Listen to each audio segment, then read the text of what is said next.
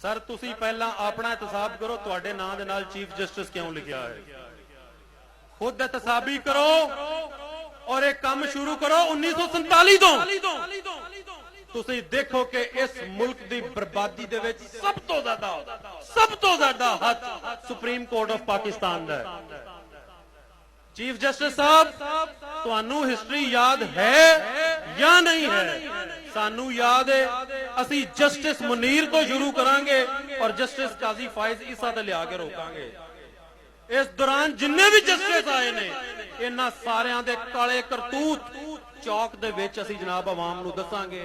अगर अज तो बाद तुसी साडी रेड लाइन, तुसी साडे कायद, मरहूम कायद, उन्हां दे बारे च ऐसे अल्फाज इस्तेमाल करन दी जिसारत कीती ते, और ये मैं बड़ा तमीज दे दायरे च रह के कह रहा, क्योंकि जदों मैं चक पट्टी तकरीर की ते चक पट्टी दी तकरीर तो बाद इधरों दे धुआं निकले ही निकलिया। सारे आके क्या खुदा वास्ते इदारियां नू बख्श दियांगे, क्यों? इज्जत उदों करांगे जदों इज्जत करोगे, और अगर तुसी साडे लीडरल जाओगे, तुसी ऐसे अल्फाज यूज करोगे, फिर इज्जत नहीं करांगे, फिर मरम्मत करांगे। बियॉन्ड कॉन्स्टिट्यूशन कोई काम नहीं करांगे, लेकिन अंडर द कॉन्स्टिट्यूशन जो साडा राइट है उन्होंने प्रैक्टिस करांगे।